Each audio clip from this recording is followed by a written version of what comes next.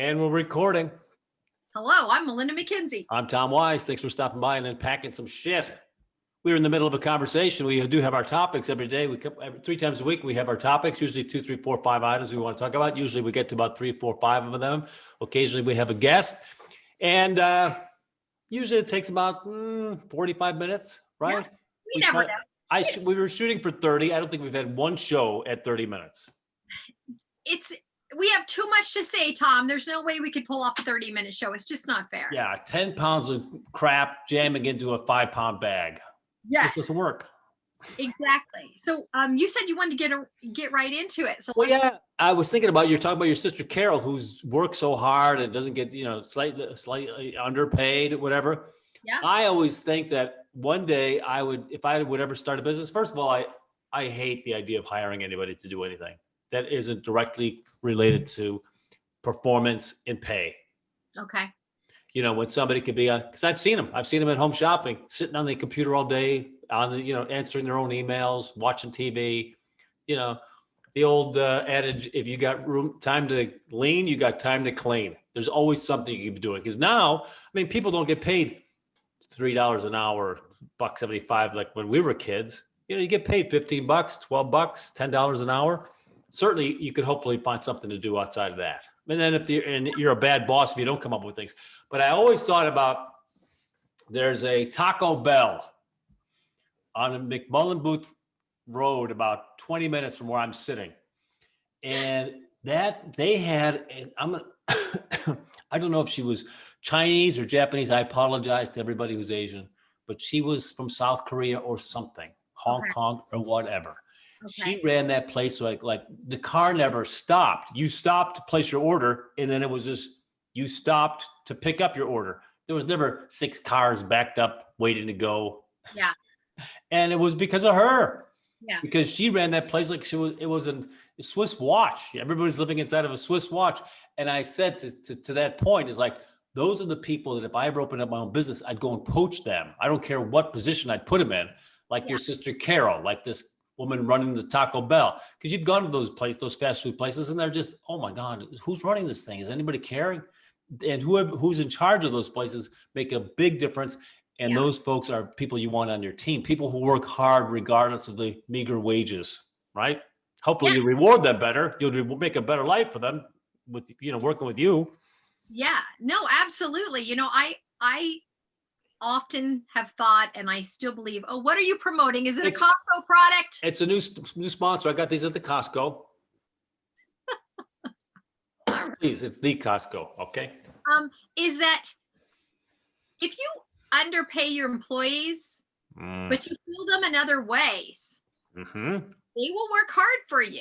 Yep. It's not always about the cash. And, and I've seen a lot of companies that don't understand that underpay and treat them bad. Well, then why would anybody clean on their downtime if they're underpaid and treated badly? And at the end of the day, aren't we all here to have the best life that we possibly can? Absolutely.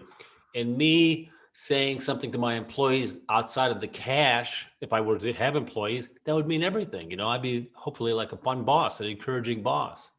Yeah.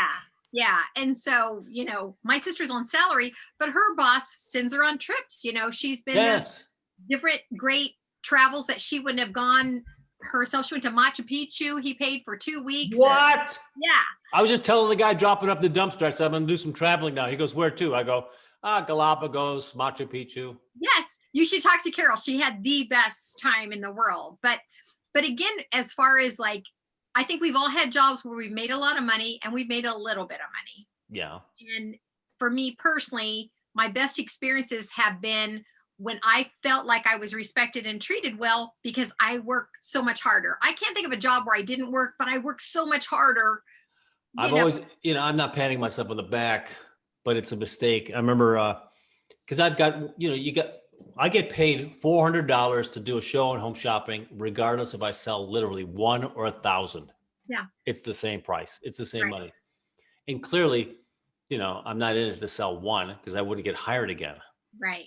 But, it's like, I've seen guys that have 4, 5, 7, 8 products It's like, well, they mail this one in and they mail that one in. It's like, because Yeah. they're going to get the same money regardless. And I'm not judging anybody. I just say it's a better life if you're always just standing on the gas pedal, trying to do your best at all times. And I'm certainly guilty of not trying my best at a lot of different things, but in that particular arena, I'm always going to try my best. Right. Yeah. Yeah, no, absolutely. When I was living here, I, for a short period of time, worked at the World Trade Center, and I worked for a company that when you went up in this beautiful elevator, showed you all the scenes of New York, it opened up, it was a tourist attraction. And then our job was to sell them to rent them an iPad. So when they're looking at the sites, the iPad will put everything, Mm-hmm. right? Well, first of all, I was hired under false pretenses because they told me I'd be a presenter, I'd be on a microphone talking to people. Well, then once they hire you, they're like, well, you work the microphone sometimes. Mostly you're just wandering around the crowds. Yeah, hey, over here. Yeah, exactly. So, but it was one of the worst jobs I ever had because the management was horrific. They lit up people were quitting. The turnover rate was super, super high. And it was because people weren't treated well. And I'll never forget that experience because I made some amazing friends, but at the same time, it reminded me, man, I do better when I work for myself, when I don't work in an environment where someone has the opportunity to bully me like that, because I only make as much as I can produce, which is a huge motivator for me. Right. Oh, it reminds me, I'm not going to name anybody's name, but there was famously a host at Home Shopping, kind of a second or third tier host. Okay. And he famously was quoted, he wanted more money. You know, Okay. we were all back then in the early 90s, making somewhere around 50, 60 grand a year, which was very nice living. Up to that point, before I started at Home Shopping in 87, but most money I ever made was $15,000 a year. Right. So Yeah. he's sitting at about, 27. Okay. So he's off the pace. There's no doubt about it. But Right. he's never working any primetime shows. He's working away from the light because he really hasn't produced. But he was Sure. famously saying, "Oh, I'll work harder if they pay me more money." That doesn't work like that. Nope. That does not work like that. It was And great. don't you think that bleeds into your personal life, Tom? Absolutely. It's horrible. It's a horrible thing. You always get paid for what you did in the past, especially like sports people, you get paid for what you did in the past, unless it's a specific type of a job for, sales or something, but you're always paid for your reputation and what what the people can count on. I remember that there was one of the top hosts had a little bit of a mean streak. Oh, I'm shocked. So shocked. I don't want to mention any names, but anyway, he was told the BC player was, crabbing enough that it had a little bit of political pull, not a lot, but a little bit to, request, can I start my journey towards, prime time. Okay. So his request was honored by allowing him to co-host on this A player's show. Oh no. We love behind the scenes, don't we? Oh no, I'm so afraid for this person. Yeah, and his wheelhouse was 3 to 4 a.m. On the secondary network. So now he was going to come co-host on the primary network. I don't care how many times you've done it. I mean, I remember when I was working there probably a year, solid year, 3 a.m. to 6 a.m. I mean, everybody pays their dues. Yeah. And then I was asked, hey, Jerry can't make it Saturday at 8 o'clock. Can you come in and, just co-host and just pitch a couple things with them? I was like, yeah, I want to do that, but I'm petrified. Even though you're in the same studio, the same everything else, you just know instead of 300 people, there's potentially 3 million people watching. Yes. Right. And it's hard. It was hard to perform. I was able to, and I was successful and everything went fine, but I know the anxiety involved in, even though you're in the same spot, it's just different. It's right? so different. And how did that other host just chew them up? No. Everything was yada, yada, yada. And then he would toss it to the guy, Okay. It was one of those deals where you couldn't ever say that host A was submarining BC. You couldn't say it. You look at the tape and you go, but if you're familiar with the game, if you're familiar how there's a pace to a show and this and that. And, you could just throw the guy a 50-pound weight instead of a little wiffle ball. Here you go. Here's a little wiffle ball and, knock that out of the park. Or here's a 50-pound weight. And this will take you right to the bottom. Well, between those, tosses that were hard to handle and this guy's complete anxiety, it was a disaster. Yeah. Well, and what I learned from working over. No raise forthwith. Oh, see, what I learned working at HSN was you could spot the high maintenance hosts, and you learned you had to defer to them. You had to bow down to them. They required it. Way too much power. Yep. Way too much power. But I will tell you this, working at QVC, totally the opposite. The host with a tremendous amount of power. I was so nervous because I was like, I played this game. I got it. They're the master of my domain. Couldn't have been nicer. Said, ask me anything. What do you want to know? We're here to just have a chat. I was stunned. Isn't that nice? How different it really was. So, today is Monday, and we have been teasing sexual fantasies for a while. Pardon the pun. In QVC. Huh? We have to make that one of our topics today because we've been promising it for a bit. Are our fans demanding it, or are you demanding it? Yes, to all of those. All right. How about my other topics?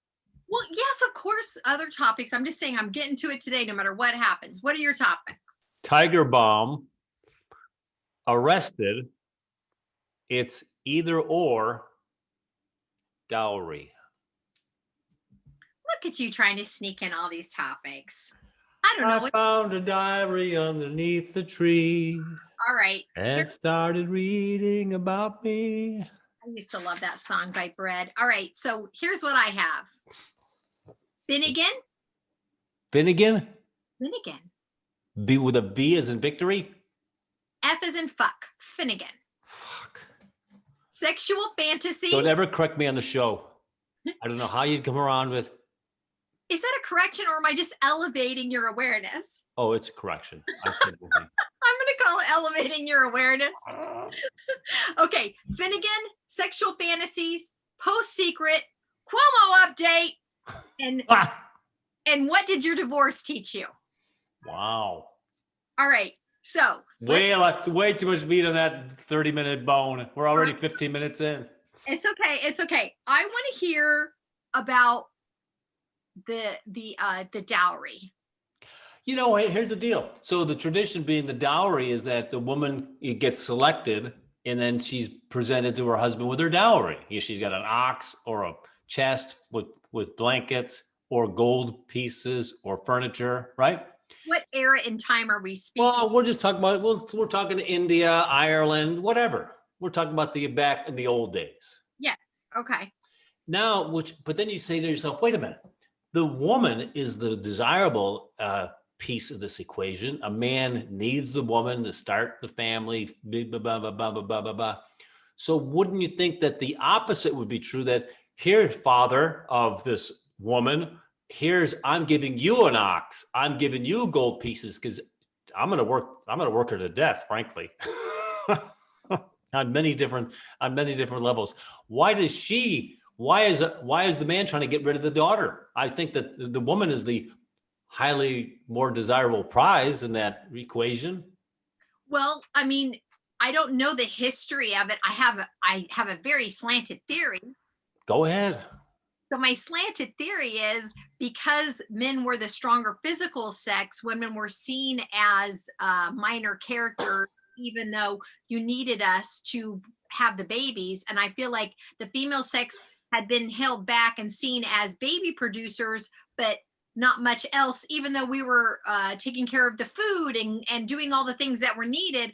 I think that it was put in a box of men are strong, they will go out and do this, women stay in. And so it just became that imbalance of, yes, women were really important and needed, but it just became one of those things over time people started, I think, buying into. I know, but I mean, I don't disagree with you. Of course, that's all true, but the courting process has the man approaching the father, asking permission, can he take the daughter out?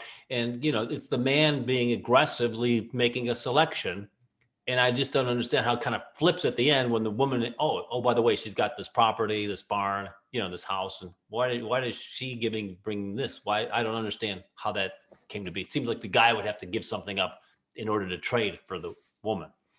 I think from a little bit of my history class that I can remember, part of it was because, remember, in olden times, they merged families out of necessity, right? People Yeah. married people that needed to be together. And maybe that's where the dowries came from was, hey, this family needs to marry this family. They have the farmland, they have this. They And got we're gonna workers. seal the deal with 10 cows and a sack of flour. You know what I mean? I wonder if that's how it came together and it became the female family's responsibility because it just started skewing that way. Yeah. I mean, and even the female's family traditionally pays for the wedding, right? No, they still do. They still do. That's really never changed. I think that's an interesting If one of tradition. us could only investigate that.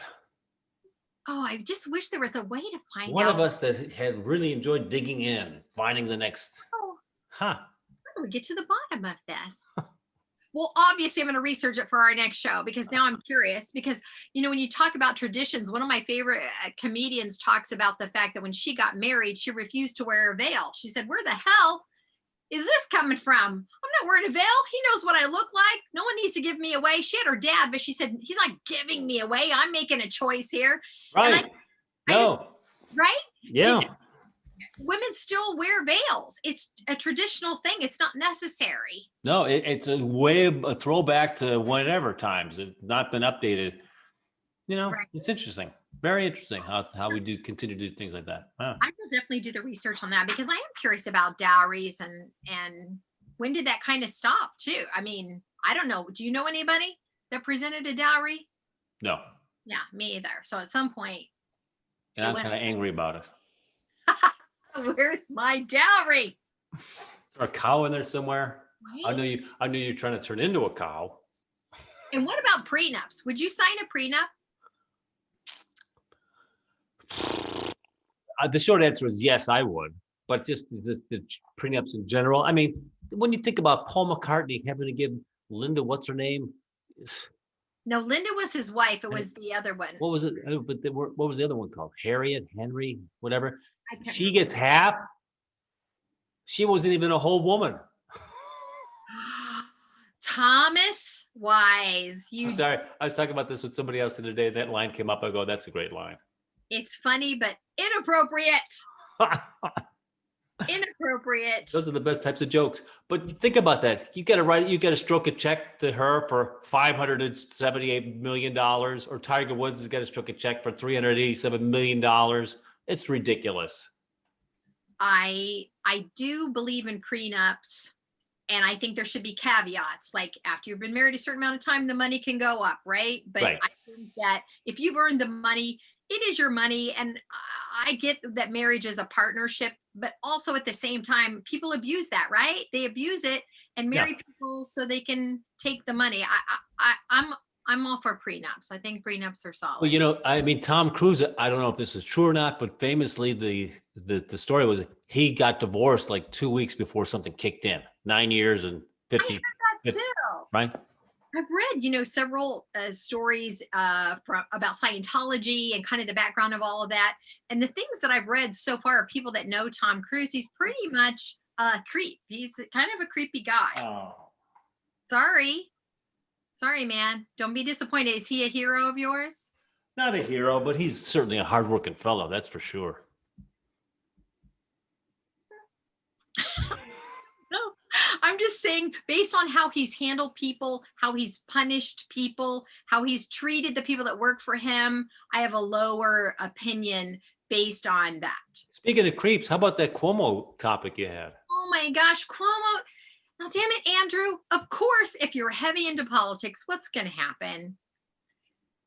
Abuse of power. Oh, that's why I want to get into politics.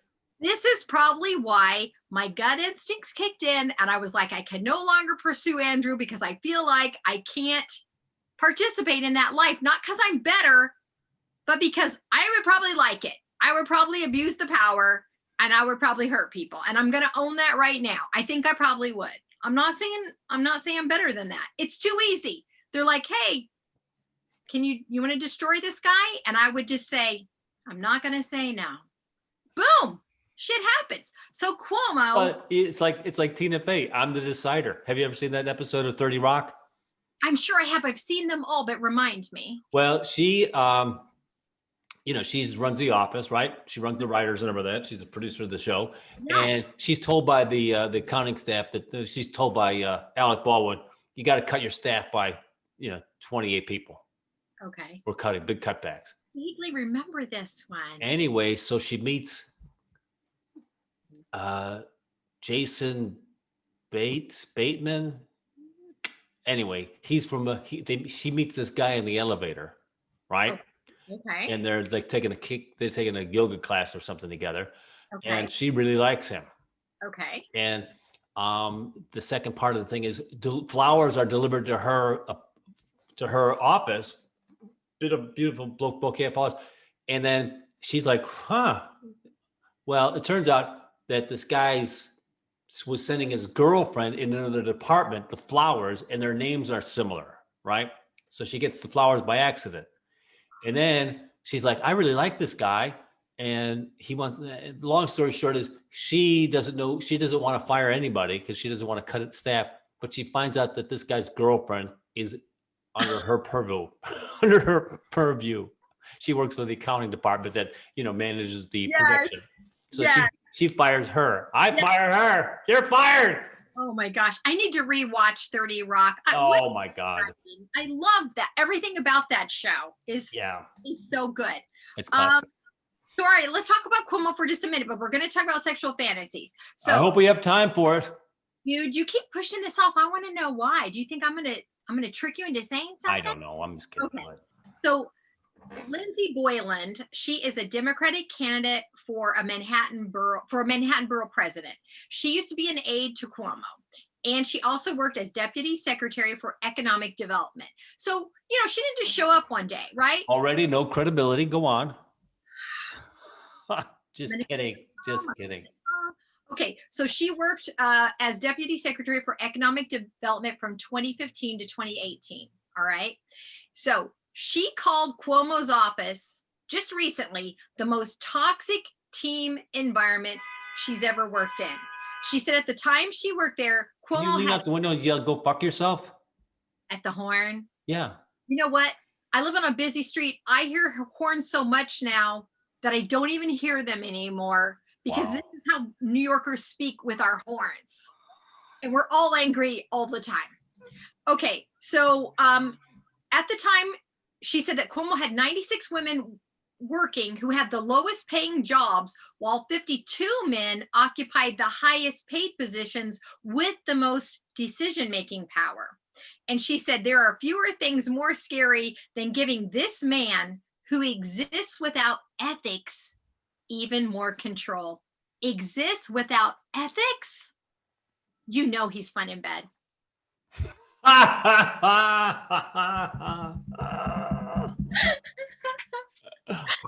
Right?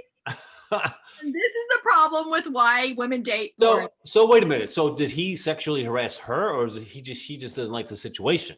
What she said was there were many, many times that he would say inappropriate things about her appearance, which we all know at work, you just can't do it. You never could. I agree. The boss cannot say that skirt really looks good on you. He cannot say that. He can't say it.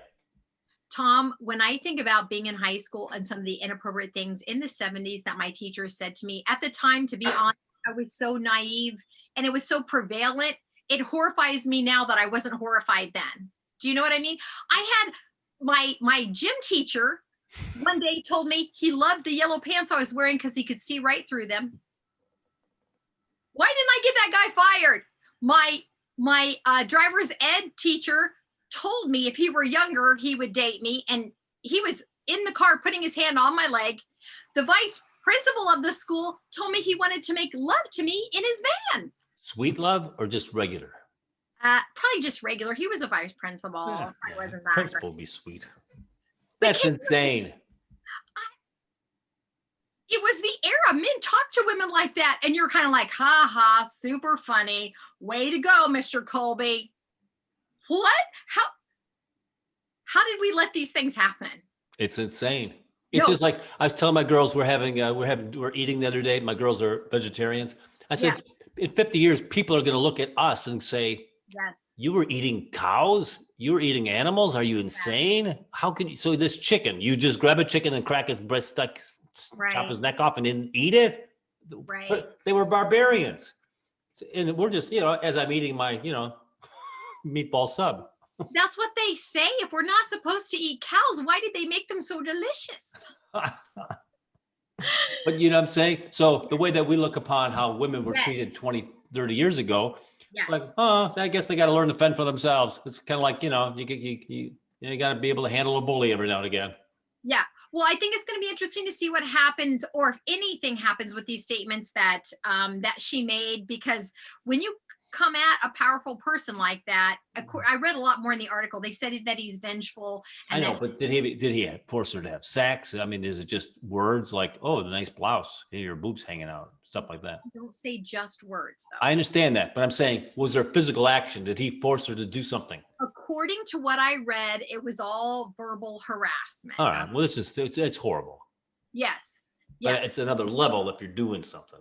But I also think when you make statements like that, you better be protected, because I feel like people in positions of power, when you come at them like that. Well, what happens is that powerful people just kind of wink and nod. Yes, that's So what I'm saying. I would be a winker and a nodder. I can't get involved in politics. I'm just saying, yeah, because you wink and nod, like, okay, Cuomo, this gal's applying for something. We're all full up. Yeah, can't do it. No reason. Yeah, it's not a good time. Can't get a call back. Can't get an interview. Right? It's horrible. It's absolutely horrible. Horrible. I've been watching Billions, and I'm getting lots of tips on how to be a billionaire and how to handle people. These people are so twisted, man. Have you ever watched that show? No, ma'am. You should watch it. It'll get you jacked up. There's so much infighting and favors, and I know it's a show, so everybody relax. I know it's a show, but at the same time, I truly believe when you have that kind of wealth, when you're into the stock market and trading, there's some dirty shit going on there. Of course, huge swings of money. Yeah, and doing that, so it's crazy. So, all right, we really need to get into sexual. Hey, well, thanks for coming today. We'll catch up next time. And what time's the next show? Wednesday? Okay. Have a good day. Thanks, everybody. Good night, everybody. Thanks for coming. Don't forget your waitresses. Drop the mic. Do you want to cover? I'm going to go back and forth. The man's. That's what she said. The number. The men's number one sexual fantasy, and then the woman's number one, because you're going to be surprised. You're going to be so surprised. All right. The number one for the women has something to do with doing the dishes after dinner. Oh, no, this is not a joke survey. This is serious. I'm damn serious. Oh, wow. You don't know women, man. You know from having female friends how direct we are and how we will speak clearly about sex. We know exactly what we want. You know that. That's the wrong hole. What do you know what's going on back there? Find the proper hole, sir. Sir, that's for anniversaries. That's right. Okay. That's your guess for women. What do you think? No, okay. Let's be serious. All right, be serious. What do you think the female's number one fantasy is? That's an interesting question. So fantasies usually have to do with either submission or domination. All right. Yes. Is what I'm going to guess. So would the woman want to be dominant or submissive? I think that I don't want to get a lot of letters. I haven't ever gotten a letter. Well, this might start it. But I'm going to guess that a woman's, I don't want to use the word nature, but they may lean towards being submissive. That the woman wants to be submissive? Yes. Okay. I have to be more specific than that? No. Before I answer it, I want you to tell me what you think the man. I want you to think about it. Before I answer, I want you to think about your answer. No. Because I want to read them both together. Tell me what you think a man's top sexual fantasy is. It would be threesomes for 1,000 art. Okay. Very good. Okay. So your answer about the female's top sexual fantasy was to be submissive of some sort. I don't like that answer, but it is my answer. Okay. The answer, according to this study, is having multiple partners in sex where the woman is the main object. So it says that according to this fantasy, there are 3 categories: fantasies that we keep to ourselves, fantasies we share with our partners, and then fantasies we'd like to try in real life. Okay, those are 3 categories. These are fantasies that women want to try in real life, which is having multiple partners where we are the star. Multiple, more than 2 additional, or Well, they didn't give me a number. It just said multiple partners. So 2 or more, I don't know. I mean, what do you think the max would be? Oh my God. I think the max would be 3. That's just me. I think that, listen, this whole gangbang train thing with 50 guys is not real. That's a male's fantasy, not a female's fantasy. Okay. I think women, I have to agree with this, that women like the idea where all the attention's on them, because historically, sexually, all the attention's on the guy. So let's say let's paint this picture then.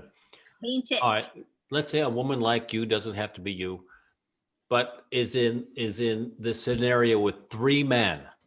Are Okay. these men that she knows, men that she fantasizes, like, oh, these are 3 guys from the Thunder from Down Under, or this is a guy I used to work with, an old neighbor, and the high school captain of the football team? Okay. Well, you're taking this question somewhere they didn't answer, so I'll answer for you based on my personal experience and what my girlfriends say, because we talk about sex a lot. Mm-hmm. We want it to be men we don't know, and Right. we never want to see you again. Okay. All right. And That's fair enough. we want it to be great. We don't want you to be our friends. We don't want you to work with us. We want you to go away when it's all over. Okay. Is it now it's interesting because usually a man has to be serviced in some fashion. I mean, yes, the man can do oral things to a woman. There's no doubt about it. Now you got 3 guys. Yes. Is one of them kissing, the other massaging, another one There's penetrating? so many options. Think about it. Even if you had 3 guys, one guy could just be fully making out with you, like you said. Okay. Another one could just be doing the full body or just working on the upper body with his mouth and his hands. Okay. And then the third one could be working on the lower body with his mouth and his hands. All right. So his penis isn't involved. Not at first. Warm me up. Warm me up. If you ever want to hear truth from a woman, we all need foreplay. I'm a big fan of foreplay. So much. So if this is unless I'm pressed for time. If this is our fantasy, we're not getting hit with the dick immediately. Okay, I'm not. I'm just saying. So, but in a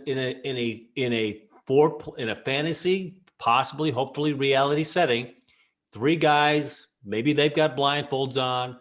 These are good-looking fellas, of course, right? We want to be everybody's attractive, and they're servicing you in a kissing, fondling, oral way. Yes. Massaging. I don't know if they have to wear blindfolds. I think it's okay to make eye contact. Okay, I understand. I'm just throwing it in as maybe. Yeah, because I think that's how you guide people, right? Like, get over there. I want to be in charge. Let me be the boss. Okay, let me ask you a question.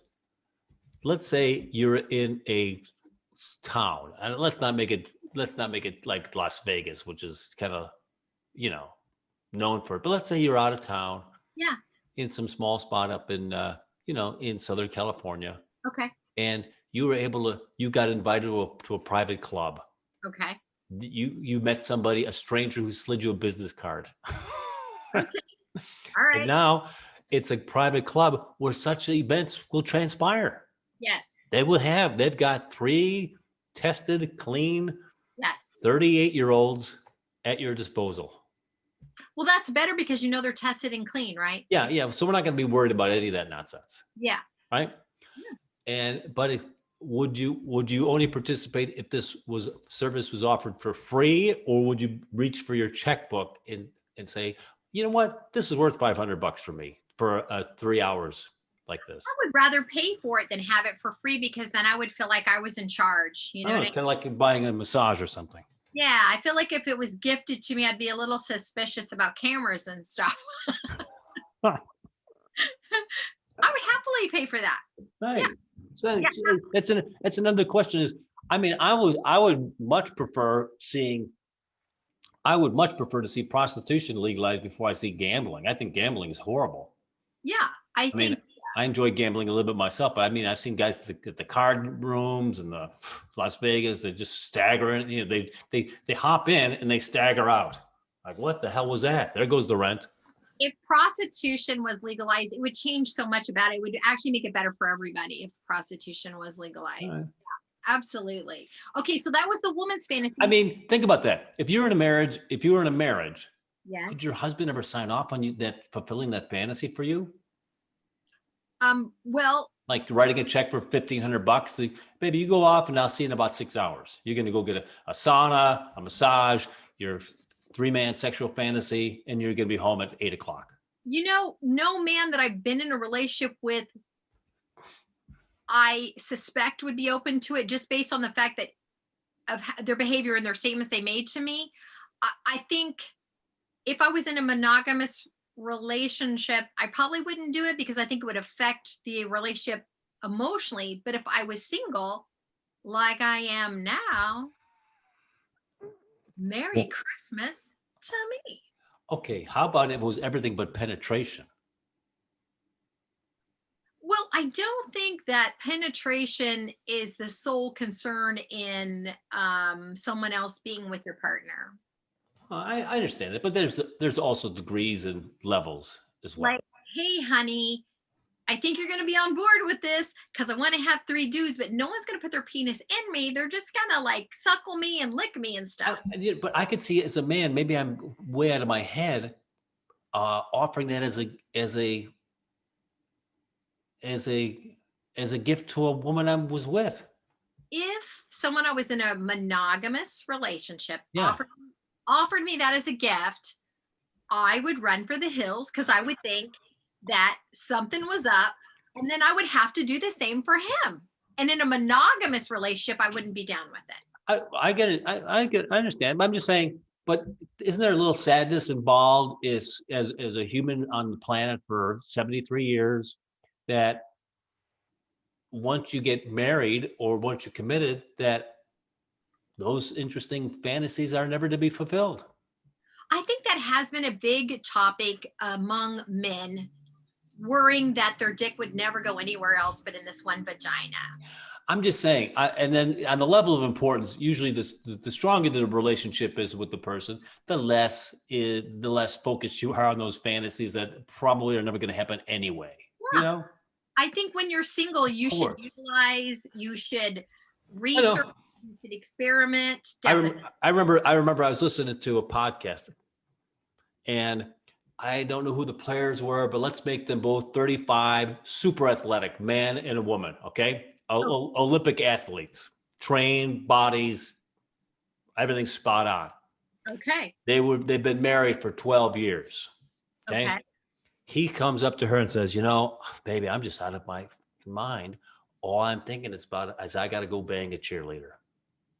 That's all I'm thinking about. It's on my mind all the time. Right. Yes. So she thinks about it, and then she gives him permission.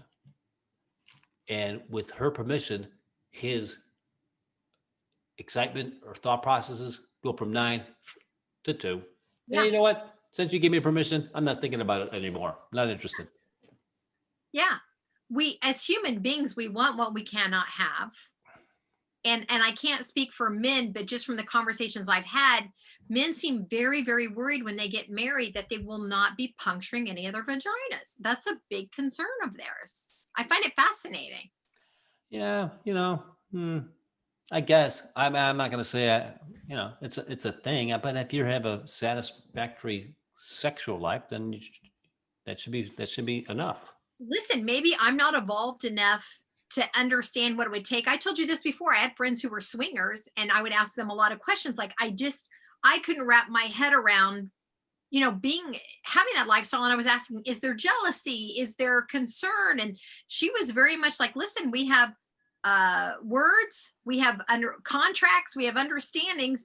And part of their thrill with this is they watch each other. So when they swing, they watch each other. Yeah, I'd have a hard time with that. That's what I'm saying. Yeah. Because I would feel like my excitement to be with someone super hot would be distracting because I'd be looking over there to see what was going on. So for me, maybe I'm not elevated enough. I don't know what it takes. And I would guess that if I would say, Harry, Merry Christmas, honey, it's a a foursome in the in the Poconos, she would say, you know what a darling for him to give this to me, but now I'm not interested in it as much. More interested in him perhaps. See, I wouldn't think what a darling. I would think, what is up? What's the trick? Why is he doing this? Why does he want me with other? I'm saying, I'm not saying I'm right. That's where I would say, but we're talking about you're not having oral sex with anybody. You're being the object. You're not performing or allowing him to put his meaty parts into your soft and fleshy parts. Well, maybe this is part of the show where we're suggesting Christmas gifts for people. This is our suggestion for you. Is there a phone number? At the end of the podcast, we're going to list all the phone numbers and links. Don't worry about writing things down now. Don't you worry about it. So you said the number one sexual fantasy for men is what again? I said threesome. Oh, you did say threesome. I will say the answer to that was number 2. And if they don't want to, then you force them. Yeah, threesome, or you do foursome, which, that's a whole other category. Okay, so that was number 2, Tom. On the men's top sexual fantasies, number 2 was having a threesome. Number 1, and this really surprised me, but I guess it makes sense. Men want their partner to pursue him and to take charge. Wow. They find that sexy, to pursue him and take charge. So you're a man. Tell me about it. Well, you do get wary of especially if you're in a spot in a relationship where you're offering and you're rejected. It's like, oh, not tonight. I got this. It's my whatever. I can't focus. So you do get tired of offering all the time and then rejected sometimes. So I could see wouldn't it be nice if she just came over to me and pulled my pants down? Wouldn't that be lovely? Then I would feel desired. I would feel she's got her sexual thing up. I mean, I dated a woman one time her libido was 0. It's like, really? Yeah. We can't do this. Is that something you talk about in a relationship? Do you tell your partner, hey, I would like to be pursued as well? I think so. Yes, I remember having those conversations, but it's funny because women and people come in all sorts of shapes and sizes. And one of the nicest things a woman ever said to me, and I was in a relationship, she said, "You don't ever have to worry about sex. If you ever want sex, just ask for it. I will never say no." Was she abused as a child? No, but I abused the hell out of that statement. I'll tell you that right now. No, I love that people can have those talks, right? I love that. Well, because she knew that there was energy around men being rejected from previous experience or just being aware of the goes on, and that was a thing. So yeah, so then rather than me be thinking about when's the next sexual encounter going to be, it's like, hey, it's when it's going to be, whenever you want it. It's like, all right. So then took the energy down, and and it was like, I was able to get on with my day.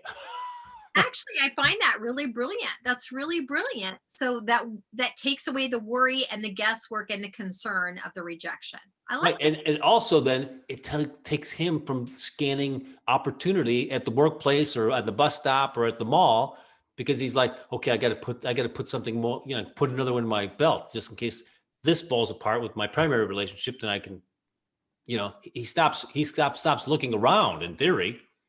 So is that the way the male mind works? Is that I've got to always make sure I've got someone on call, because if this falls apart, I need to have that.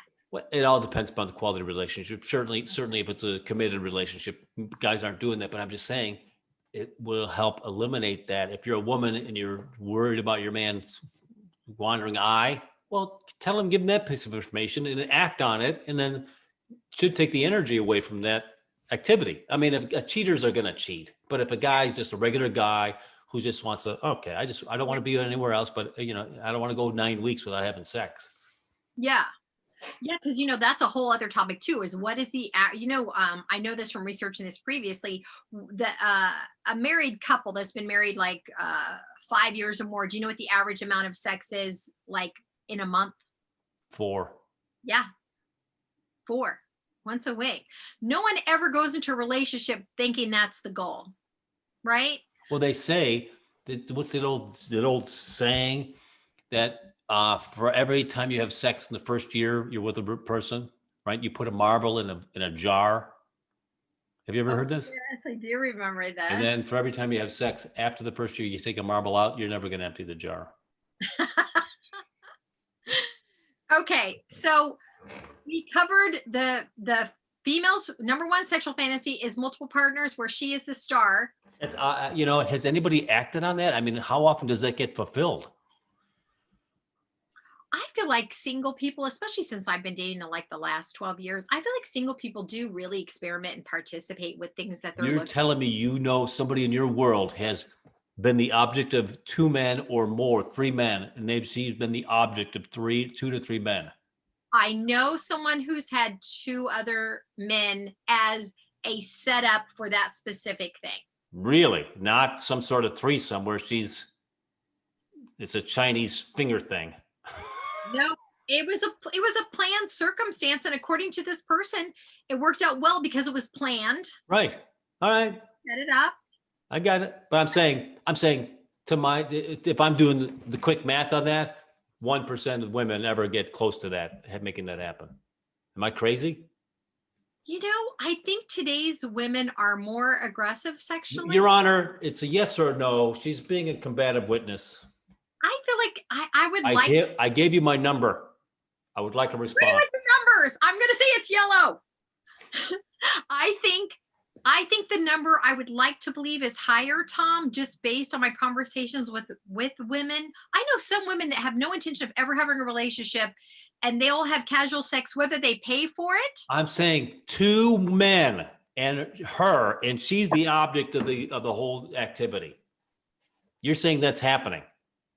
I feel like it is. You're feeling like it is. How many out of 100 are making it happen? Well, you know what? When I research the dowry, I'll research how many women have. I'm saying 1% is high. I'll find out. I literally don't know. I would be really impressed if it was more than that. All right. Well, I would be surprised. We'll find out. We're never going to get through these. What do you think the number 2 is for women? What's the number 2?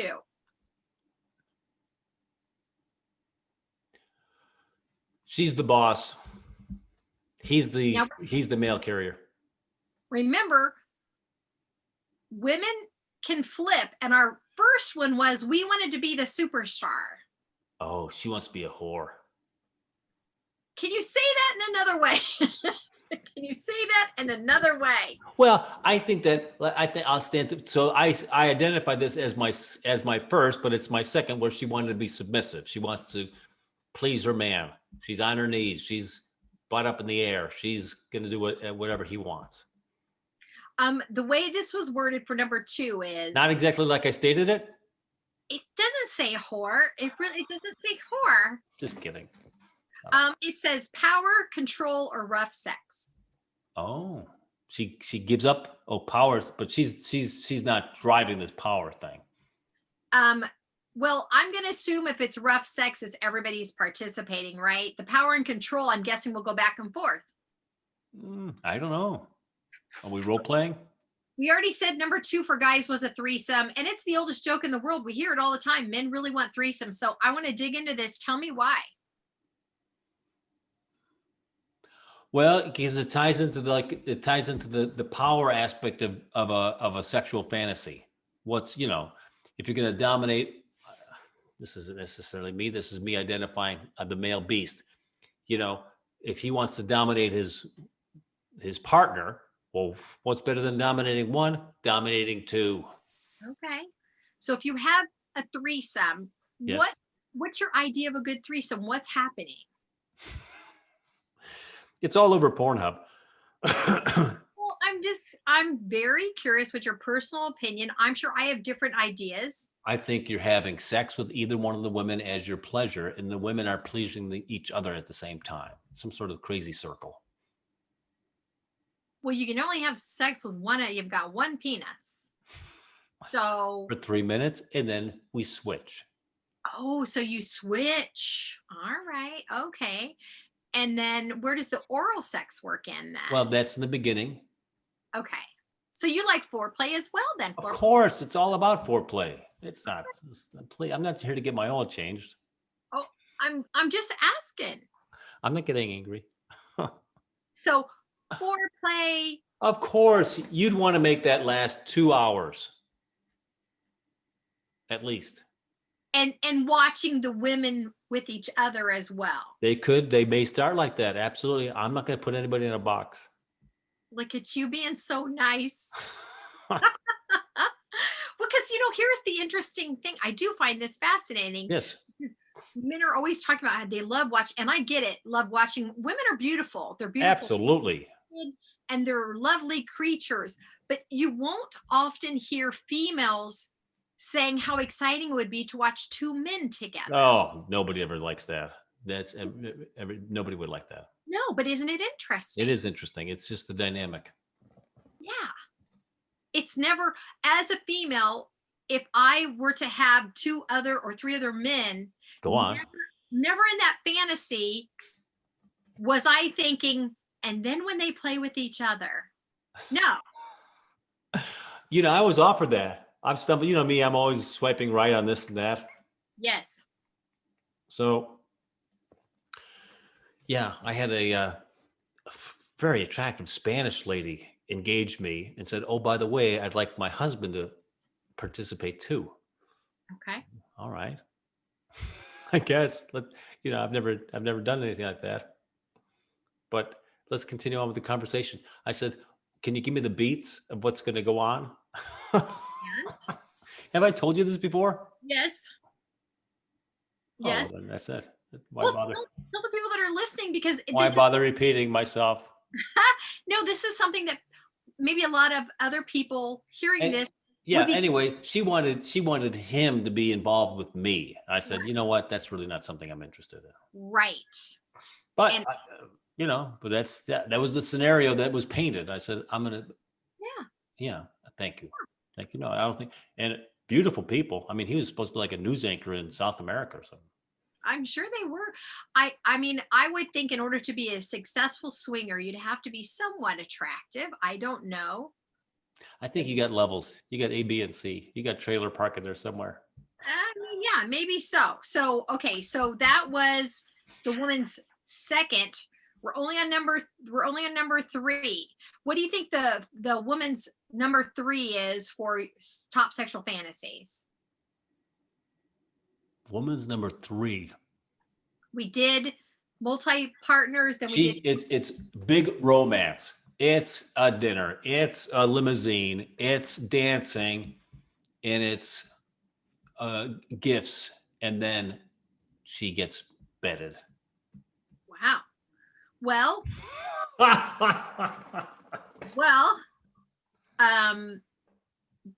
that was every Disney movie I've ever watched without the sex part in it. This one says novelty, adventure, and you think I was describing Lion King? Huh? Go ahead. The Lion King. Novelty, adventure, and variety. Oh, you mean novelty, adventure, variety. in the same activities at the same time in the same hotel room? That's what number 3 is. What do you think number 3 is for the boys? And just don't even put much thought into it. What's something guys are always saying they don't care about, but then they always ask for? He wants a Hummer in the car. Dude. What? What's the answer? What do men say they don't really care about, but they really do want to do this with women? Anal. Thank you. Anal sex is number 3 because it says that men fantasize. Anal sex with a bullet. Men fantasize about what they aren't getting. And I've had conversations with men about anal sex, and they basically say the same thing as like, hey, it's just exciting to get something where they say they've never done it. They've never tried it. They want to be the first with them. And the men that I've talked to says it doesn't feel that great, but it's the idea of. The interesting psychodrama that goes on with sex is the evaluation in the evolving of power. I'm dominating you. You're dominating. You're submitting. I'm sticking my you know what. I mean, you know what. It's like, what's going on here? I mean, I guess it depends on if you feel healthy about sex or not. But that's number 3. But I grant you that there's role playing fantasies are like you're doing that type of stuff. So there's an element of truth in it because it does trigger sexual excitement. Sure. Yeah, no, absolutely. Number 4 for women is non-monogamy and swinging. That's number 4. Wow. Uh-huh. Number 4 for men is watching sex, watching other people have sex. I mean, is that live sex or Yes, pornography? these are fantasies, remember? You So it's want not, to watch live? yes, remember, these are fantasies. This is not, anybody can watch Pornhub. This is a Okay, well, fantasy. don't yell at me about that. I mean, you're saying watching sex. Sounds like the internet to me. Watching sex live is Okay, thank you. 4 for men. Number 5 for women is, and you can make this whatever you want it to be, taboo and forbidden sex. That could be a lot of things. Taboo and forbidden sex. Sex with a professor. Well, taboo it's all over whatever. I mean, it's like mother-in-law, sister-in-law, stepmom. But taboo and forbidden sex, couldn't that also be like sex in public? No, in Publix. Oh, in Publix. I always thought it was in public. No, it's always been Publix. Wow. No, taboo is like, 40-year age difference. Okay. Also, I think they also falls under your professor student type of things. You're the babysitter, you're the next door neighbor, whatever it's going to be. I think that's all taboo. You're mildly related, like a stepsister or a stepmom. Okay. For men, number 5 is submission. I'm just reading my Pornhub directory. No, just read it from Pornhub. My Number 5 for men is submission, being tied up, teased, and spanked. That's number 5 for men. Number 6 for women is finally, number 6 is passion and romance. I was in the ballpark, right? No, you were in the ballpark. For men, number 7 is domination, blending pleasure with pain, bondage, spanking, dirty talk, and oral sex. I don't think that I don't know how you could put all those in the same category. Well, I didn't make the Why test. did you put them in the same category? Ask the test takers. Okay, you're gonna like this one, Tom. Number 7 for women is, ready? Tell me if this is a Pornhub channel. Erotic flexibility. Erotic flexibility. It's funny because you're watching Ed Sullivan. The year is 1968. I knew you were going to take it right to Ed Sullivan. Of course, everybody does. And she's a gymnast, and she's doing a back flip or back stand on a pole. And everybody in the place goes, "Huh? Look at that." Everybody jokes about gymnasts. Yes. Yeah, that would be. That might be interesting. So erotic flexibility. So erotic would adds a whole other level. Because a woman, when she does a back flip or back stand, a head back stand, and her genitals are out front and center. Isn't it so funny how men and women see things differently? Like a girl could be doing acrobatics, and you're like, the genitals are out. and for women, we are more. What's the proper word? Because we don't really like to have like men's genitals pressed on our faces right away. That's not really our thing. For dinner. Mm-hmm. We really like more of the underlying current of the excitement instead of the actual. Like if a guy did a backflip, I wouldn't be going, look at that dick fly. Okay, but what if he walks out and he's gonna do an iron cross? He's a gymnast, right? And he's got his spandex pants on, and his sack and his wiener they're being outlined to the nth degree. That's not going to do anything for you? No. Really? I think boxers. Your Honor, I submit. She's lying. Boxers are so much more attractive on a man than like a Speedo. Oh, for God's sakes. You know why half the women go to football games or go to the tailgating? Well, maybe that's why I'm not into sports. Oh, for God's sakes. That's the big secret of, my God, look at how tight those pants are. I've heard women rumbling about it. Well, I'm only a woman, so I can only speak for women. Well, listen to what I'm saying. Learn something about women, okay? I think you should talk to your female friends about this. Learn. So you see some guy in a tight whatever, a gymnast whose focus isn't trying to get your attention. Not like some guy at a pool or the beach where he's wearing something tight and, like with the intention of but because he's needs to be aerodynamic, he's wearing super tight shorts and he's got a huge package. He's got a banana in his pants. That does nothing for you. I'm sorry to say that I'm not drawn to it, because just because a guy has a big dick doesn't mean he knows There what you to go. do with There it. you go. So you're not even interested just visually. It does nothing for you. He walks out and he's got a big package. To be honest, I'm interested in the entire body. Yes, of course, it's thrilling to see a guy that's worked out and has a great body, but I have to say I'm not directed my attention towards the bulge. I'm not. I'm just saying. And Galen, would you please chime in on this? you know what? I can't wait for my friends with vaginas to talk about this topic, because I'm going to tell you, men get super excited about female genitalia. We don't get that excited about your genitalia because it doesn't do the same thing for I'm us. saying there's also a mental component happening here because he's not there to show off his junk. It's a happenstance and just part of the entire performance of he's doing ballet. Look at this accidental package I'm looking at. He's doing ballet. That's part of the business. I shouldn't be noticing the bulge. I've got to do, it's the Olympics. I've got to do some iron crosses. Oh my heavens. Well, I'm just telling you who I am. Okay, fine. Lie to yourself. We need to have the women chime in on this, because I will tell you. Damn these high risers. I will tell you, this is why female strip clubs are popular and you don't get a lot of the Chippendales dancers, because maybe it's because women know we can have sex much easier. Maybe that's part of it, Tom. We know we can have sex easier. Well, you know what? That's no good for you then. I feel badly for you.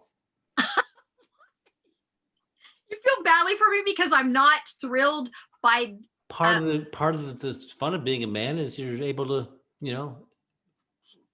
drift in and out of fantasy all day.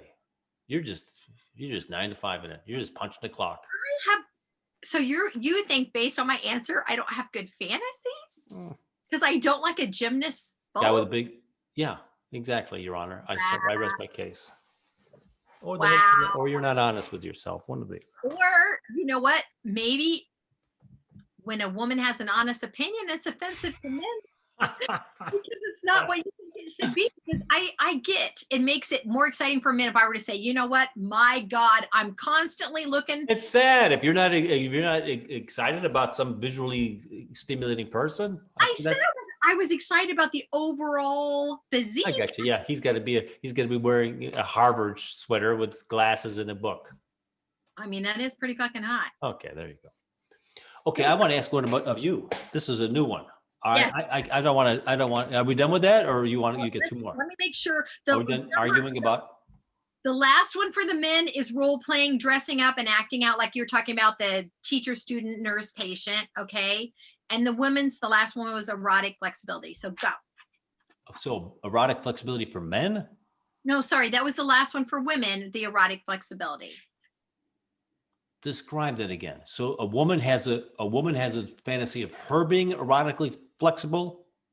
Well, the way that it was written and structured was a female's number 7 sexual fantasy, and this is from a 4,000 person 350 questionnaire. It just says erotic flexibility. It allows us to tap into a part of ourselves that doesn't get out often. So maybe erotic flexibility is just having a room full of feathers. It's not necessarily physically flexible, but it's mentally flexible, where you'd be willing to do things erotically that you wouldn't do. Oh, all right. Erotic. So erotic flexibility, like, will you participate in something? Like, would you take a bath in Jello or? Right. Okay. Yeah. All right. Yes. More of a getting out of your comfort zone. Yeah. Erotic. When I have sex, it's always A, B, and C. I don't want to pretend let my lover pick me up at a hotel bar, or I'm not going to, meet him at the gas station. No, I want to be more erotically flexible. I want to be able to enter scenarios. All right. Yeah, I like that. So that whole gymnast talk we went for 20 minutes was way off track. You and I never go off track. I don't even understand what you're talking about. What? Okay, here's one. I learned about this the other day. Uh-oh. I can't give any context, but let me just say. Okay. So no, you know what it was? Somebody asked me about topics of the podcast, Okay. right? And I said, so I read off a couple of different things, and then I said, oh, by the way, we're talking about sexual fantasies Yeah. in our next podcast, and she says something about she's and also part of the conversation was types of food, right? So we're Oh, talking. I said, well, I always order Thai hot food. I like spicy food. okay. Okay. Yes. Do we have time for this, or is this? Can we pick this up tomorrow? You got to tell me. You're in charge. I am just here for the ride. So, adding those topics together, she rhymes. She goes. I like to put Tiger Balm. Are you familiar with Tiger Balm? No. It's kind of like a Bengay. Okay. Okay. Okay. She likes to put Tiger Balm on her private parts.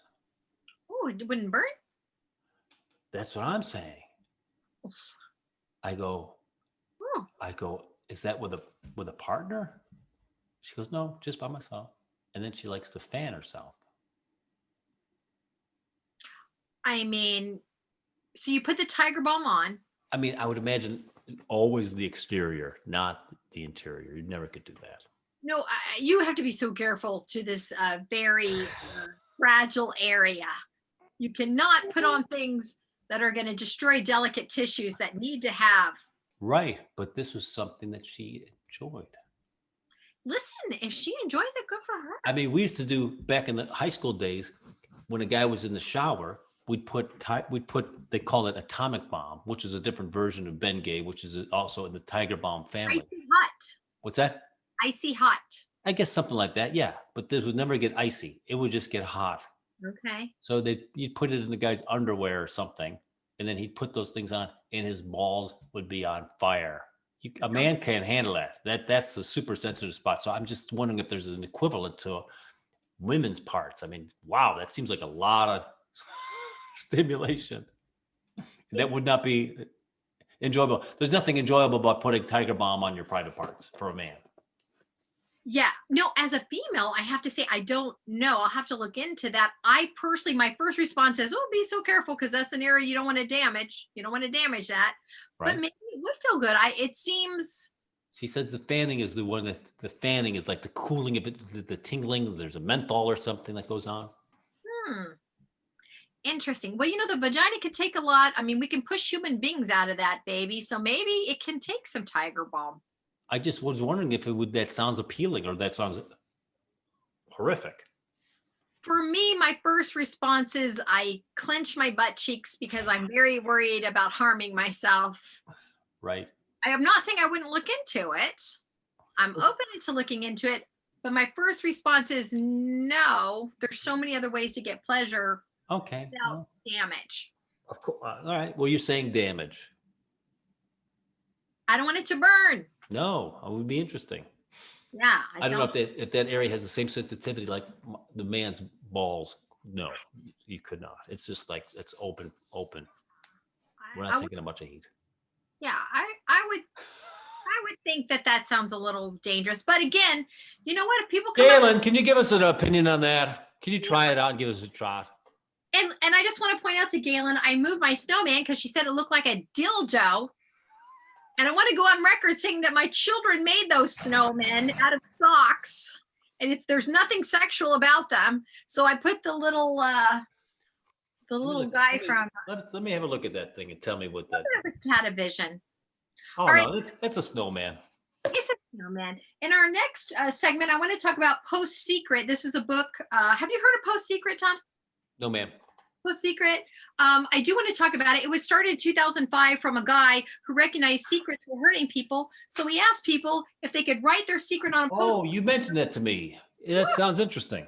Yeah. So we'll talk about that later. But anyway, what did you learn about our segment on sexual fantasy? We are so long. I don't know why Zoom isn't allowing us to go. I mean, we started the show at just after 3, right? No, at 2:30. All right. I don't know what happened. I just can't forget I have a show in 20 minutes. This is more than an hour. So, well, we needed more. I'm exhausted. I'm completely baffled at that that 3-on-1 or that 2-on-1 for men, women being serviced by two guys was so high. That's interesting, because I'm saying there's a tiny percent of the population that exercises that, in my opinion. The research on that along with dowries. I'm wondering, Tom, if maybe that ranked so high because I think historically women are not in charge sexually, even though we really are. Right. Men kind of take the reins with But, sex. not to get personal, but would that be on your radar as your top 5? If somebody is off the street stopped you and said, "Give me 5 of your fantasies."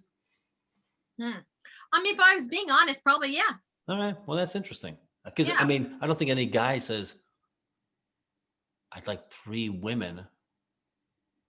You wouldn't say no to it, but it wouldn't be like, But the caveat would be not my friends, nobody I of know, course. be Yeah. anonymous, and I never want to see you again. Because that's the thrill of it, right? It's a Right. total Yeah. stranger. You don't want a neighbor and 2 of his police workers to come over. Okay, we're ready. Can you imagine? Then you get pulled over for a speeding ticket and you're like, well, hello, Chad. Nobody wants that. No. All right. So I think sexual fantasies are interesting because I think a lot of times we don't have the conversations about it, or it does become like a joke or, what have you. But a lot of these things that we talk about that are cliches for a reason, right, Tom? You Yes. hear about them because they're in essence true. So Yeah. I think we don't talk about sex enough, and we don't teach it in the correct way, even as adults, where we can have really healthy dialogues with our partners. I think it would make our sex life so much better. Amen. Say it. Absolutely say it. Yeah. All right. I think we got to wrap it up, huh? I think we have to wrap it up. I don't even know if we have the energy left for the tip of the day because I feel like we've taught so much. Okay, because I'm not going to talk about arrested. I'm not going to talk about it's either or. That's going to be an amazing conversation, by the way. And then we did talk about dowry. Well, we're going to talk about this on Wednesday. And I just want to tell you very quickly, on Wednesday, we're predicted to have a snowstorm with a foot of snow. So I'm so excited. Hopefully we'll have electricity. Well, very good. Well, so I hope everything's, I hope you have electricity too. My name's Tom Wise. And I'm Melinda McKinsey. Thanks for unpacking some shit with us today.